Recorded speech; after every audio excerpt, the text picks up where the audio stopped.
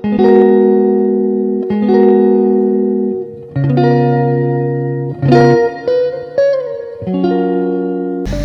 pada saat itu yang menggunakan perhiasan yang ada di gelang itu biasanya cenderung dari kaum perempuan. Awalnya pada saat itu ya teman-teman, awal mula dari jam yang diperkecil itu berasal dari Oke, halo semua, kenal aku Kano Joshi di video Wibu Cari Tahu episode yang ke-22. Dan ya, kali ini aku mau ngebahas salah satu sejarah jam tangan. Jadi ini bukan sejarah jam keseluruhan, cuman mengkerucut kepada jam tangan. Kenapa aku ngebahas ini? Karena selama ini aku pakai jam tangan terus penasaran kenapa sih ini, dari mana asalnya dan bagaimana. Dan ya, kalian mungkin udah ngerti lah ya tentang jam tangan itu apa, jam yang udah digunakan. Ya salah satu jam yang dibawa kemana-mana, udah ada dari awal di abad 20-an inilah ya, jam tangan ini sudah menjadi salah satu tren. Bahkan banyak di antara orang-orang yang terbilang ekonomi ke atas itu membeli jam tangan sebagai bentuk investasi mereka. Dan ya karena memang harganya cukup luar biasa, mahal sekali. Beda ini harganya cuman berapa ini mahal untukku pribadi mahal. Ini harganya 100 ribu gitu, berarti ini cukup mahal. Dan ya ini dia, di WCT kali ini aku mau ngebahas tentang sejarah jam tangan. Let's go.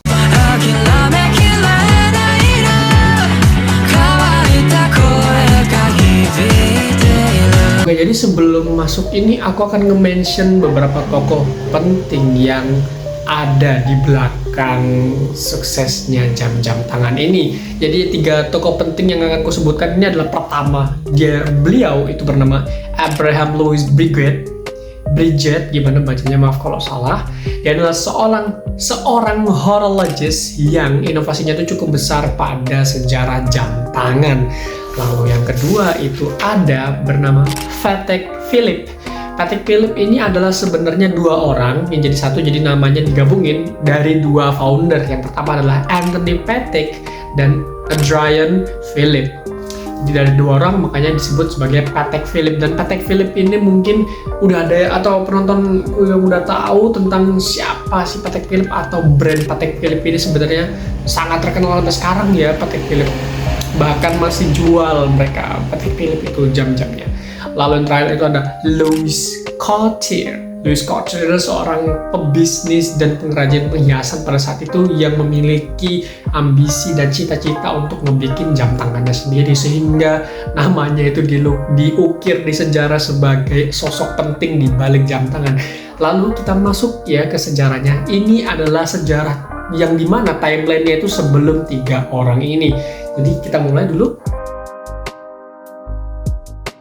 Oke, jadi mungkin ya banyak orang yang berpikir bahwa sejarah jam tangan itu dimulainya itu dari Swiss, mengingat karena brand jam tangan itu banyak banget yang dari Swiss. Kayak mengingat Swiss itu banyak banget ngeluarin jam-jam tangan mahal. Yang aku tahu tuh nama Swiss sendiri menurutku tuh terkenal dengan brand jamnya itu aja yang aku tahu sebagai konsumen awam gitu, sekedar itu kan. Ternyata itu awalnya pada saat itu ya teman-teman, awal mula dari jam yang diperkecil itu berasal dari Jerman. Pemuda Jerman bernama Peter Henlein. Gimana bacanya? Peter Henlein. Nanti aku akan tulis namanya di situ supaya jelas. Beliau ini adalah seorang penemu jam yang pada saat itu jamnya itu dapat dikecilkan. Kalau nama istilahnya itu adalah jam Pomander. Dan jam Pomander pertama Peter Henlein itu dibuat pada tahun 1510. 1500 dia udah ngebikin jam Pomander, yaitu mana jamnya itu diperkecil, yang dimana pada saat itu jam-jam itu ukurannya relatif besar dan mahal, tetapi beliau ini berhasil memperkecil jam itu menjadi lebih kompres dan bisa dibawa kemana-mana. Lalu karena keahliannya dia tuh pernah ditugaskan untuk ngebuat jam yang ada jam untuk menara besar untuk kastil Now di Jerman. Nanti kalau aku ada ilustrasinya aku akan tambahkan di sini. Lalu sebagai jam sebagai penemu jam Commander, beliau itu seperti membuka kemungkinan teman-teman. Jadi sebagai openernya, oh ternyata jam bisa diperkecil sehingga banyak orang mulai. Inilah dia awal dari jam kecil terus menuju ke jam portable. Kemunculan besar, dan pada saat itu tuh sebelum mulai masuknya ke namanya bernama portable watch atau jam yang pada saat itu bisa dibawa kemana-mana, nggak jam dinding besar atau jam yang ada di menara seperti itu jam yang cukup mahal dan hanya dimiliki oleh kalangan kelas atas. Ya, jam sih pada saat itu memang dimiliki oleh kalangan atas saja, itu terutama bangsawan dan orang-orang kaya gitu. Dan jam portable sendiri itu yang akan menjadi cikal bakalnya pocket watch dan menjadi jam tangan. Lalu kita masuk ke sosok hebat selanjutnya pada saat itu. Dia bernama Robert Dudley. Robert Dudley ini pada tahun 1571 yaitu memberikan hadiah kepada Ratu Elizabeth yang pertama sebuah perhiasan yang pada saat itu ada jamnya di perhiasan itu. Pada zaman itu dipercaya itu adalah jam tangan atau jam yang digunakan di pergelangan tangan. Penyebutannya tuh gimana ya pada saat itu? Belum jam tangan sepenuhnya yang kita kenal sekarang. Lalu perhiasan tersebut juga itu diakui sebagai jam tertua yang dipakai di lengan. Namun sayangnya tuh nggak ada yang tahu siapa yang ngebikin jam itu. Jadi pada saat itu dia itu datang ngasih hadiah kepada Ratu Elizabeth yang pertama. Ditulis memang dokumennya dan orang-orang percaya bahwa itu adalah jam yang diletakkan di lengan itu yang paling tertua karena di tahun 1500-an.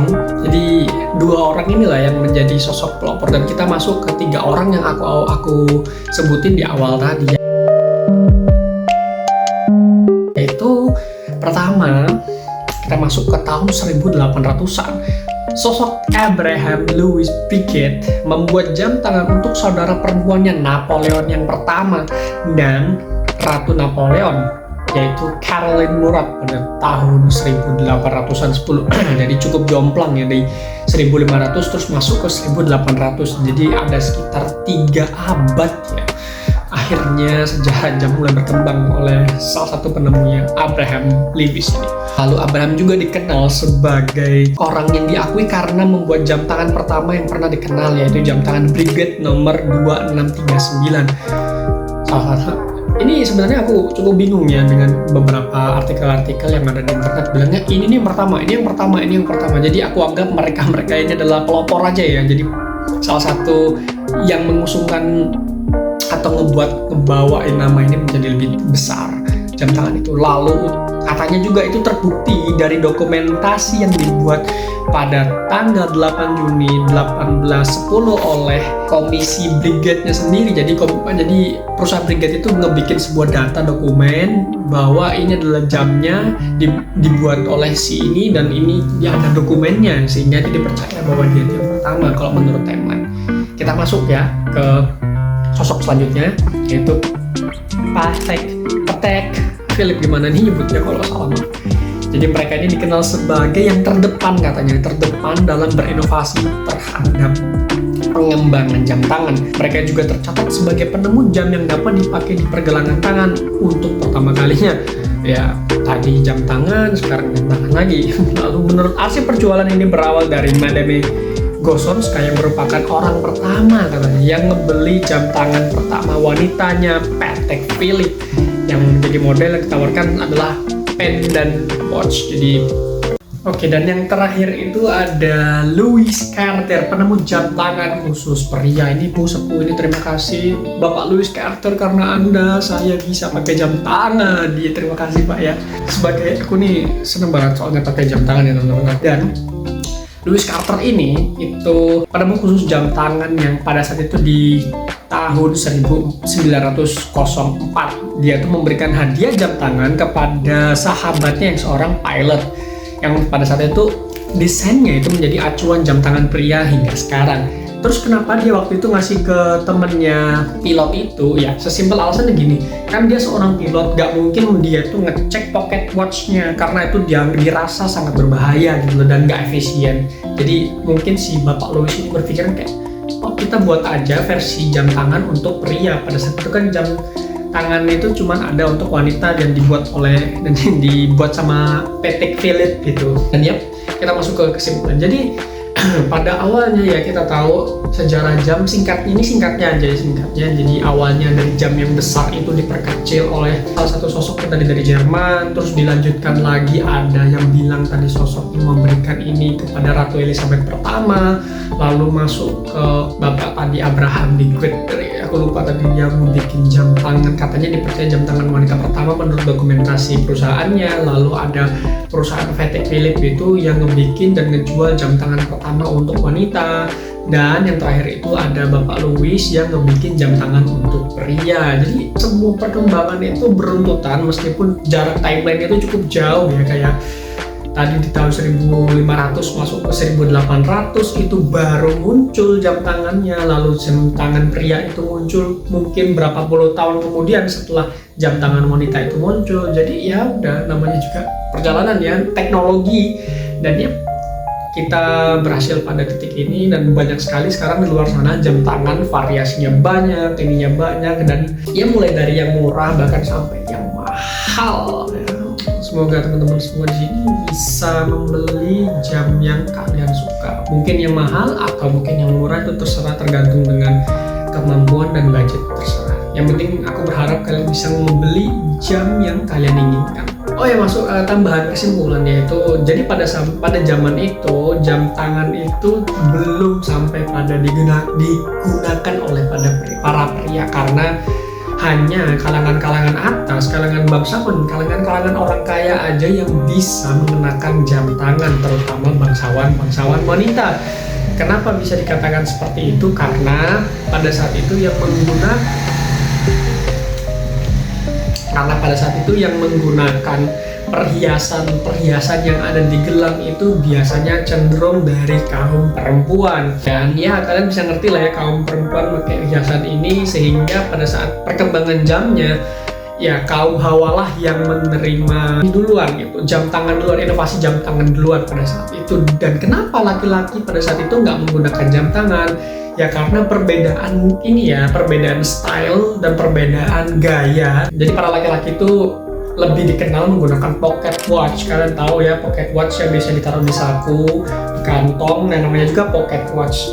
Dan karena dirasa tadi Bapak Louis kan merasakan temennya pilot dan gak mungkin ngecek pocket watch pas lagi ngendarain pesawat terbang, sehingga dibuatlah versi untuk laki-lakinya. Dan ternyata memang permintaan pasarnya besar, dan sampai sekarang ya udah akhirnya adalah jam khusus perempuan, jam khusus laki-laki dengan desainnya masing-masing gitu. Dan ya akhirnya jadi jam yang seperti sekarang. Yep, itu dia. Terima kasih yang udah nonton sampai selesai. Kalau ada yang salah kata mohon dimaafkan. Aku Kanong Josi pamit undur diri, dan kalau ada yang mau nambah-nambahin silahkan, mau koreksi juga silahkan. Terima kasih udah nonton sampai selesai. Jangan lupa tersenyum dan sampai jumpa. Let's go.